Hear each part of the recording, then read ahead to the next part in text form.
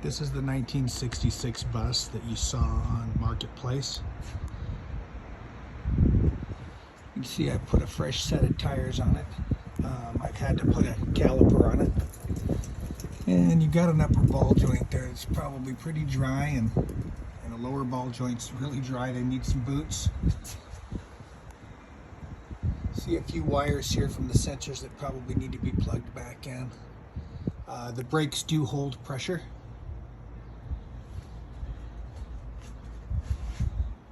This is the floorboard in the front.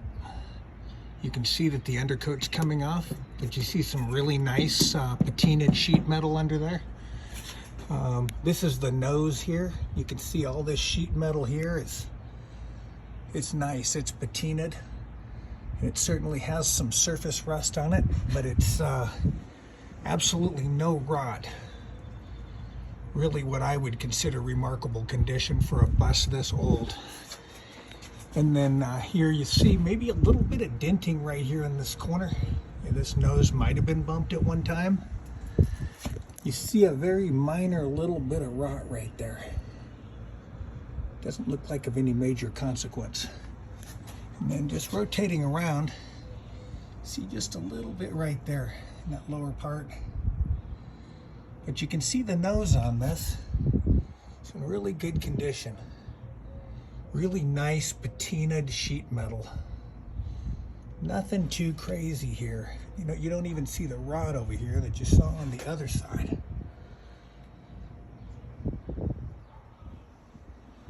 Turn real slow here.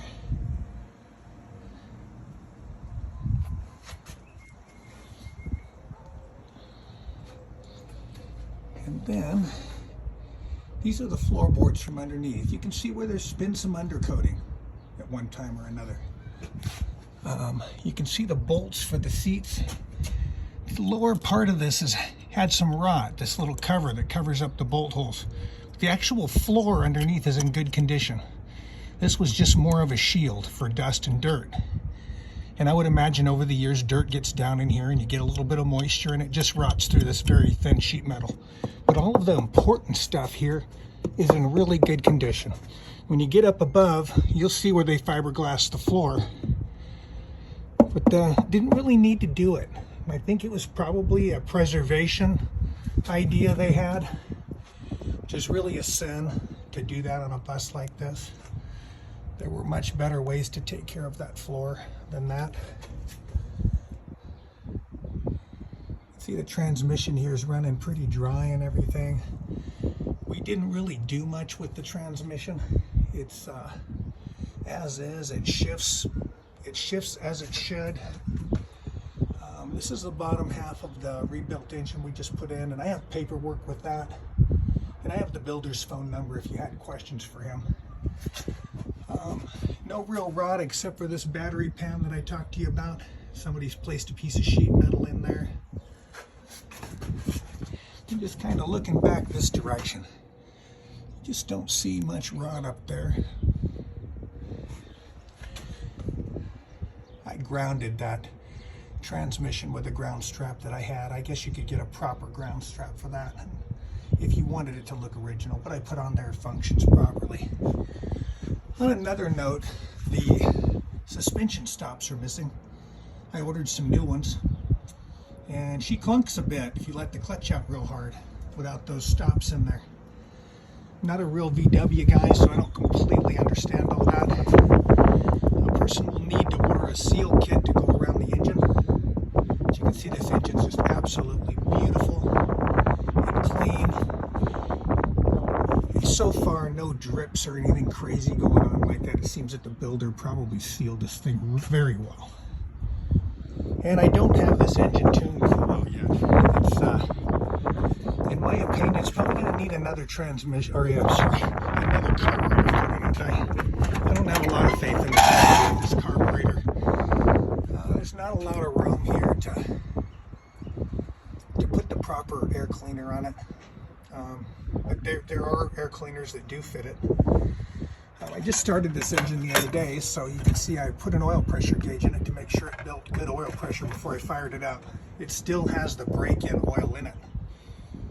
and it runs decent. I've driven it around the block, but it doesn't have 2 miles on the engine yet. A little bit better shot in here of everything for you. Certainly much easier to film it when it's up here. Really a lot of nice sheet metal in here. Everything's in really nice shape. You see a couple of little burn spots here. Somebody might have welded right there or something. We'll look at it from inside.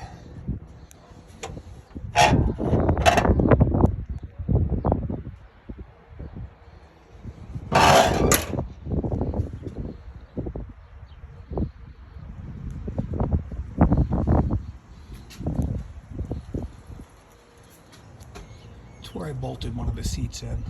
See a fresh bolt there. That's just surface rust there. That's not any sort of serious rot. All of this is just in fantastic shape from under here, as far as I can tell.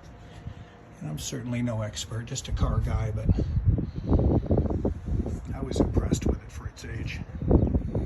And just looking around the body here, just a little bird crap there.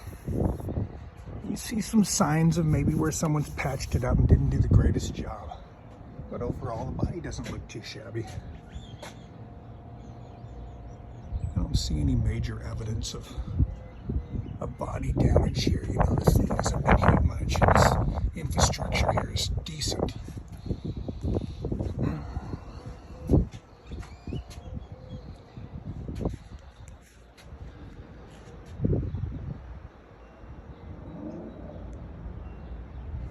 A lot of original glass in this. You know, you saw the nose from underneath. You can really see that the nose hasn't taken much of a beating over the years. A little bit of work's been done right here. Don't know what's behind that. Right there too. Doesn't look like anything major. You actually can see through the paint where a company from California had the writing underneath the paint. It was probably never even sanded properly. You can see a little bumpy in the door there. But again, the same thing over here where you got really good tracks here that, you know, haven't been hit too much. They're not warped and banged up.